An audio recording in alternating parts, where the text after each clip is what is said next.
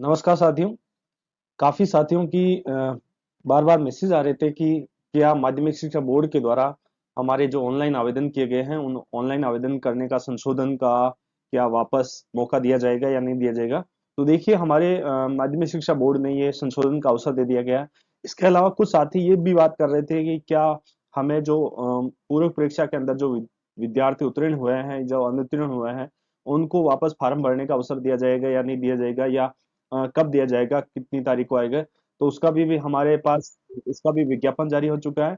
इसके अलावा ऐसे बहुत सारे साथियों के भी मैसेज थे या फोन कॉल्स थे जिनमें ये मुझ बात की गई थी कि क्या जो विद्यार्थी फार्म भरने से वंचित रह गए हैं, जो फार्म भरने से वंचित रह गए हैं, या मान लीजिए कि एक से ज्यादा किसी और विद्यार्थी का फार्म भर दिया गया है या हमारा विद्यार्थी छूट गया है, ऐसे बहुत सारे मैसेज और फोन कॉल्स थे जिनका ये जवाब देखिए हमारे यहाँ पर माध्यमिक शिक्षा बोर्ड ने एक विज्ञापन जारी किया है। इसके माध्यम से हम अब आपको बताने का पूरा प्रयास कर रहे हैं कि क्या क्या समस्या का समाधान यहाँ पर हो सकता है, कौन कौन सी समस्याओं का हम अपन यहाँ पर इस समस्या पर विचार विमर्श कर सकते हैं और आपके विद्यार्थी हित में कौन कौन से निर्णय ले सकते हैं।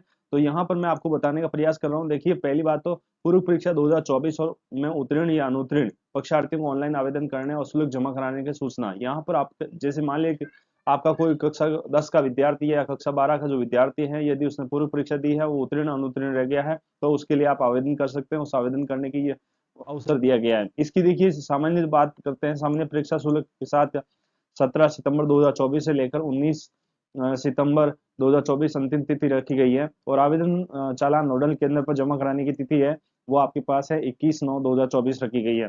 इसके अलावा आप अतिरिक्त परीक्षा शुल्क के साथ या 25/9/2024 से लेकर 27/9/2024 तक आप आवेदन कर सकते हैं, और आवेदन चालान जमा कराने की यहाँ पर 28/9/2024 रखी गई है। अतिरिक्त शुल्क लगेगा, ये ऑनलाइन आ जाएगा आपके पास। अब बात करते हैं साथियों जो वंचित रह गए हैं, ऑनलाइन फार्म भरने से वंचित रह गए हैं मुख्य परीक्षा का, उन विद्यार्थियों के लिए मुख्य परीक्षा 2025 में परीक्षार्थी भरे गए आवेदन पत्रों में ऑनलाइन संशोधन। ये भी आपको देखिए, यदि कोई साथियों ने जैसे 2025 का जो आवेदन भरे हैं, उस आवेदन करने का यहाँ पर संशोधन के लिए ये तारीख निर्धारित की गई है। अभी ये जो आवेदन का ये जो चार्ज, इसमें किसी भी प्रकार का कोई चार्ज नहीं है। यहाँ पर ध्यान रखना साथियों, यहाँ पर आप बिना निःशुल्क होकर यहाँ पर क्या कर सकते हैं, संशोधन कर सकते हैं। आप अपने फार्मों का आवेदन को अच्छी तरह से चेक कर लीजिए। अब आवेदन को कौन कौन सी चीजें चेक कर सकते हैं आप, जैसे उनके नाम, पिता का नाम, माता का नाम, ये तो है। इसके साथ साथ उनकी कैटेगरी देख लेना आप कि वो बच्चा छात्र और छात्रा।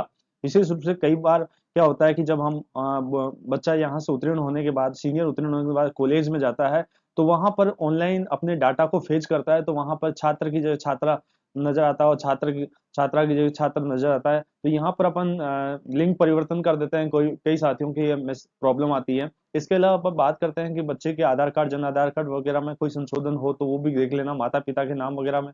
ठीक है। इसके अलावा साथियों यहाँ पर जो सब्जेक्ट को लेकर भी देख लेना कि सब्जेक्ट को की समस्या हो तो वो भी। इसके साथ साथ इसमें कैटेगरी को देख लेना आप।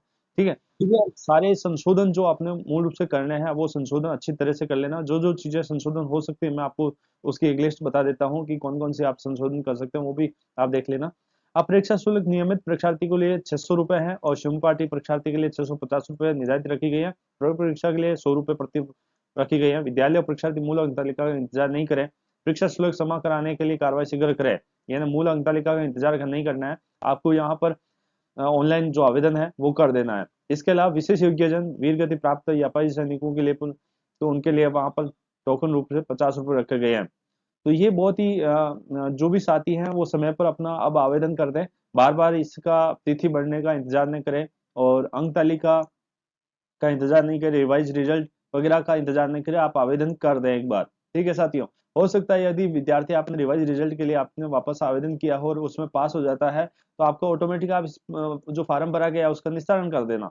लेकिन आप इससे फार्म उसका जरूर भरें कि ऐसा न हो कि आपकी एक छोटी सी बात करते हैं लापरवाही किसी विद्यार्थी के लिए बहुत बड़ी घातक सिद्ध हो सकती है। तो थोड़ा सा विशेष साथियों से विशेष काफी अपन यहाँ पर माध्यमिक शिक्षा बोर्ड के बहुत सारे ग्रुप बना रखे हैं, उसमें कई प्रकार के इस प्रकार की समस्याओं का हम सामना करते हैं।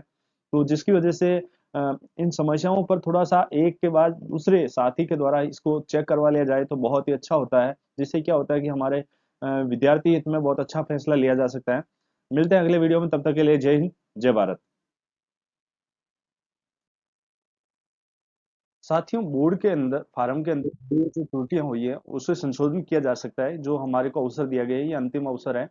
बोर्ड आवेदन भरने में यदि कोई त्रुटि रह जाती है तो बोर्ड में लगभग 1 माह के बाद दोबारा यह हमारे को अवसर दिया है। इसमें 11 प्रकार की अपन बात करते हैं।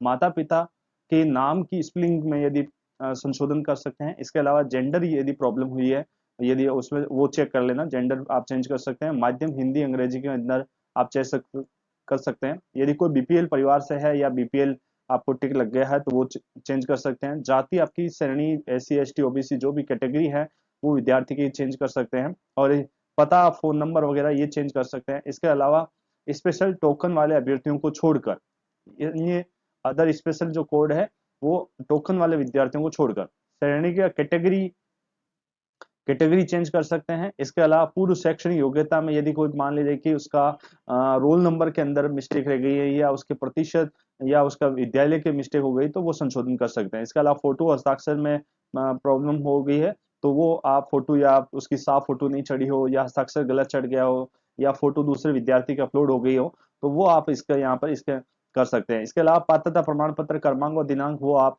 यहाँ पर संशोधन कर सकते हैं। परंतु ये विद्यार्थी द्वारा जो आवेदन भर दिया गया है ये संशोधन नहीं किया जा सकता। इसके लिए आपको माध्यमिक शिक्षा बोर्ड से ही संपर्क करना पड़ेगा जाकर। आपको ऑनलाइन प्रोसेस में नहीं हो पाएगा। परीक्षार्थी के नाम और जन्म तिथि में संशोधन नहीं किया जा सकेगा। प्रायोगिक विषय जिसमें प्रायोगिक शुल्क अपेक्षित है उसमें परिवर्तन नहीं किया जा सकता। अतिरिक्त एडिशनल जो सब्जेक्ट नहीं जोड़ा जा सकता। वर्ग परिवर्तन की स्थिति में प्रायोगिक विषय के यदि शुल्क पृथक से जमा कराने की स्थिति बनती है तो संशोधन नहीं किया जा सकता। ऐसे सभी संशोधन जो अतिरिक्त शुल्क अपेक्षित हो ऑनलाइन आवेदन संशोधन नहीं किए जा सकेंगे। तो ये तमाम जो जानकारी देने का पूरा प्रयास किया गया है हमारे द्वारा। फिर भी यदि इसमें आप ज्यादा से ज्यादा माध्यमिक शिक्षा बोर्ड की जो वेबसाइट है उसको अंतिम माने, उसका अवलोकन करते रहे और समय समय पर माध्यमिक शिक्षा बोर्ड द्वारा जो आदेश जारी किए जाते हैं वो हमारे द्वारा आप तक पहुंचाने का पूरा प्रयास किया जाता है। तो इस चैनल को जरूर सब्सक्राइब करें, बेल आइकन पर ऑल पर क्लिक करें जिससे आने वाला हर वीडियो का नोटिफिकेशन आपको मिल सके और विद्यार्थी हित में आप एक सही डिसीजन ले सकें। धन्यवाद। मिलते हैं अगले वीडियो में, तब तक के लिए जय हिंद जय भारत।